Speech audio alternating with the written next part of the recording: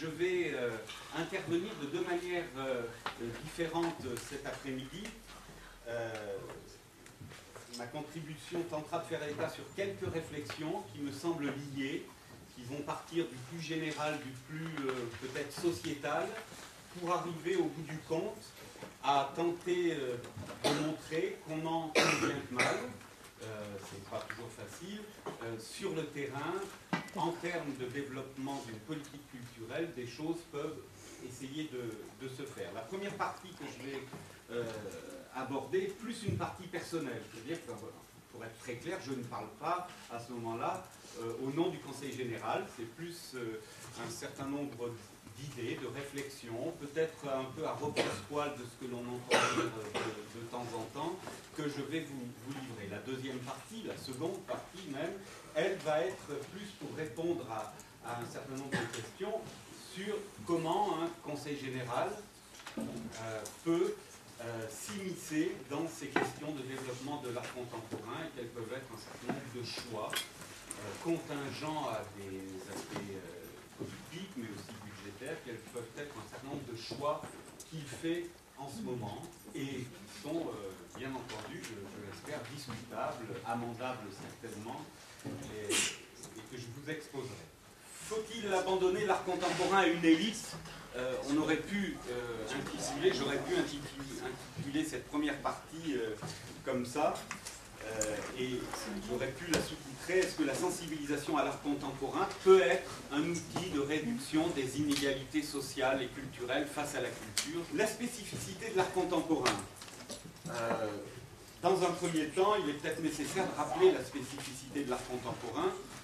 Dans le paysage culturel et artistique d'aujourd'hui, l'art dit contemporain, donc l'art dit contemporain, c'est les arts plastiques actuels étant dans une démarche de transformation, d'expérimentation. Cet art-là reste le champ artistique qui bénéficie le moins d'une large audience. C'est, à mon avis, un fait. Et c'est justement l'objet de toute une réflexion collective que plusieurs partenaires ont sur comment tenter de réduire l'écart entre les grands publics et l'art contemporain. L'art contemporain, c'est celui aussi qui suscite particulièrement en France, et plus particulièrement en France que dans d'autres pays européens, qui suscite le plus de polémiques. Les uns le tiennent pour vide de sens et le qualifient de complètement déconnecté du public, et d'autres, par contre, le soutiennent en mettant en exergue la qualité intrinsèque et le légitime retard de l'assimilation de l'art contemporain par le grand public. Donc, en France, plus qu'en Suisse, en Belgique, dans les pays, en tout cas en France, beaucoup plus que dans le nord de l'Europe, la question elle-même de l'art contemporain, celle que je vais traiter un petit peu ici, se pose. Est-ce donc l'art contemporain lui-même qui pose problème, ou la façon de le mettre en relation avec les publics? Et est-ce l'art contemporain lui-même qui est élitiste, le mot est lancé, ou bien la manière dont on en fait la médiation, ou souvent, ou quelquefois, dont on ne fait pas du tout la médiation? Donc l'art contemporain, en tout cas, est un art plutôt à la marge des marges. Ceci pour deux raisons, c'est qu'il y a une raison intrinsèque à la notion de contemporanéité, de recherche,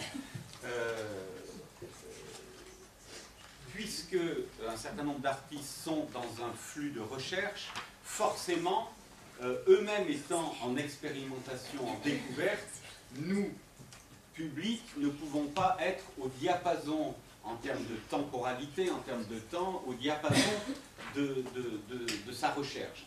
En ce moment, moi, souvent, quand je suis dans le milieu de l'art contemporain, puisque c'est mon boulot et que je côtoie beaucoup de responsables de structures d'art contemporain, de médiateurs, le milieu de l'art contemporain, j'entends souvent dire: c'est chouette parce que l'art contemporain commence à irriguer toute la société, l'art contemporain devient à la mode. Moi, je m'inscris, je vais être un peu caricatural, mais je m'inscris en faux contre cette idée qu'aujourd'hui l'art contemporain est à la mode. Peut-être qu'une certaine superficialité d'image de l'art contemporain traverse la publicité, traverse notre environnement médiatique. Peut-être qu'en termes de marché de l'art, quoiqu'aujourd'hui c'est l'inverse, mais qu'en termes de marché de l'art, en tout cas jusqu'à la crise, il y a un développement du marché économique de l'art contemporain pour certains qui se développe. Pour autant, quand on en a, et peut-être aussi en effet que les grandes expositions nationales ou régionales, comme par exemple Warhol au Musée d'art contemporain de Lyon, vont accueillir des files d'attente de milliers, de dizaines de milliers de monde. Pour autant, moi je crois, et il me semble que si on est lucide, il n'y a encore pas assez de monde dans les centres d'art contemporain, en tout cas dans tous les lieux d'art contemporain qui irriguent le territoire français. Et donc en termes quantitatifs, il y a encore une marge de progression, c'est le moins qu'on puisse dire à mon avis, qui est très importante. Et puis la sensibilisation, notre sensibilisation à tous à l'art contemporain n'a, me semble-t-il, que très peu progressé depuis 10, 15 années. Donc l'environnement social et culturel reste un facteur important d'exclusion et d'inégalité.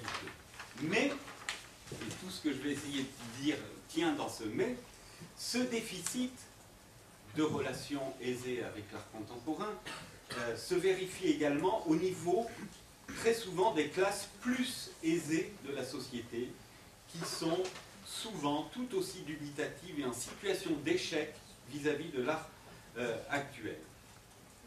La même indifférence, la même incompréhension vis-à-vis de l'art contemporain sont donc presque tout autant partagées par les milieux dits favorisés que par les milieux dits défavorisés. Voilà, alors, en même temps, j'en suis conscient, je redis, je pondère un peu ce propos qui est presque provocateur, hein, de dire qu'au bout du compte, on est tous, quel que soit son niveau de socio-culturel, à égalité vis-à-vis de l'art contemporain, parce que tous, on partage une difficulté. Je pondère quand même ça en répétant que la situation de départ des uns et des autres, en fonction de son origine sociale, de son contexte, n'est quand même pas la même. Mais, néanmoins, l'art contemporain présente une situation assez favorable, tout compte fait. C'est pourquoi proposer à tous, et en particulier aux publics les plus défavorisés ou les plus éloignés des pôles culturels urbains, en milieu ruraux par exemple, proposer à tous de s'engager progressivement dans une nouvelle découverte culturelle où l'ouvrier, l'employé, le cadre, l'enseignant, le cadre supérieur, l'intellectuel sont quasiment à égalité initiale de sensibilisation, peut offrir une opportunité assez rare. Belle opportunité si, en particulier, on souhaite favoriser la mixité des publics, les liens sociaux par la culture et favoriser le rapport vivant à un art en train de se faire et qui parle de nous tous et qui parle de notre environnement. Étant donné que l'art contemporain est un objet quand même de connaissance, c'est un objet parmi d'autres, hein, qui peut aiguiser notre rapport au monde, qui peut nous titiller les méninges ou notre sensibilité pour porter un regard différent sur le monde, c'est donc un outil de connaissance, et la connaissance est un pouvoir. Et quelquefois, nos mauvais penchants font qu'on n'a pas forcément envie de partager ce pouvoir. Donc, l'art contemporain n'est pas élitiste en lui-même.